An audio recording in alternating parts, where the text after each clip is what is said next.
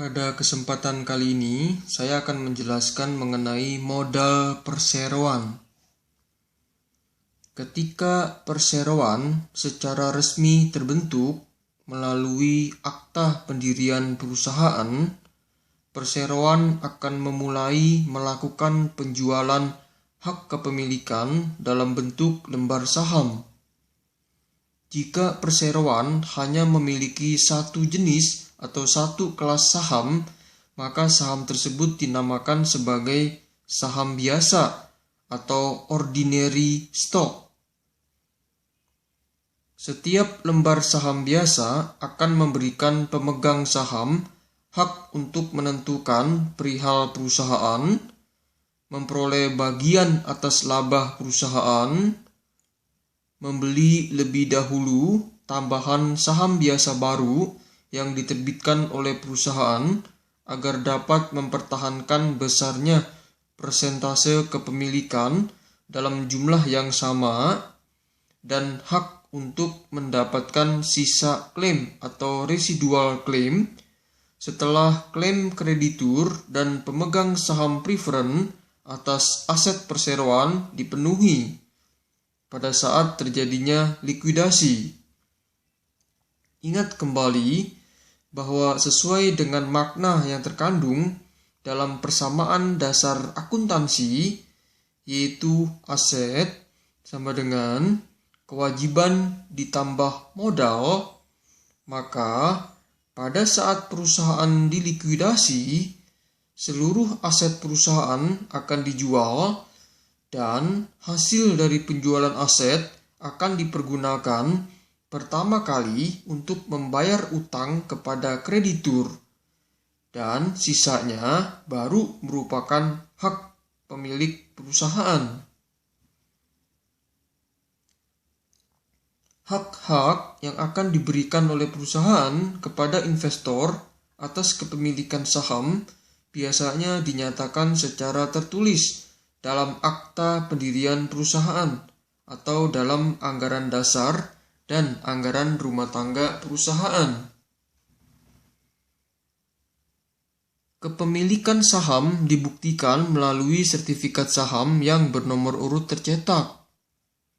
Dalam sertifikat saham ini tertera mengenai nama perseroan, nilai pari atau nilai nominal saham, nama pemegang saham, kelas saham, dan jumlah saham yang dimiliki.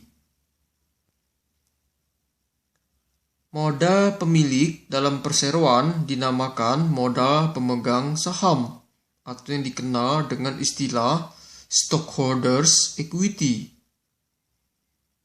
Dalam laporan posisi keuangan perseroan, bagian modal pemegang saham akan melaporkan secara terperinci mengenai jumlah dari masing-masing dua sumber utama modal. Sumber modal yang pertama adalah modal yang disetor atau yang dikontribusi oleh pemegang saham, yang dinamakan sebagai modal disetor, paid-in capital, atau modal yang dikontribusi, contributed capital. Sedangkan sumber modal yang kedua adalah laba bersih yang ditahan atau yang diinvestasikan kembali ke dalam perusahaan, yang dinamakan sebagai laba ditahan atau saldo laba. Modal disetor adalah keseluruhan jumlah kas dan aset lainnya yang disetorkan oleh pemegang saham ke dalam perseroan untuk dipertukarkan dengan saham. Sedangkan laba ditahan atau saldo laba timbul sebagai hasil dari kegiatan operasional perusahaan, yaitu laba bersih.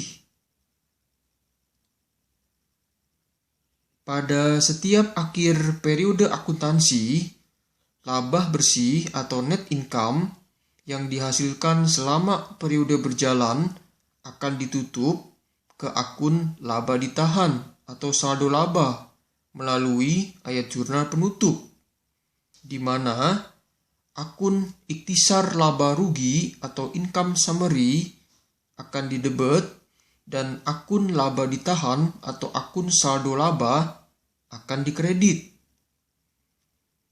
Pengumuman atas pembagian keuntungan sebagai hasil dari kegiatan operasional perusahaan selama periode berjalan kepada pemegang saham dalam bentuk dividen juga akan ditutup ke akun laba ditahan atau akun saldo laba melalui ayat jurnal penutup, di mana akun saldo laba atau akun laba ditahan akan didebet dan akun dividen akan dikredit. Laba bersih yang dihasilkan selama periode berjalan ini akan menambah jumlah laba ditahan atau saldo laba yang ada pada awal periode. Sedangkan dividen yang diumumkan untuk periode berjalan akan mengurangi atau memperkecil saldo laba.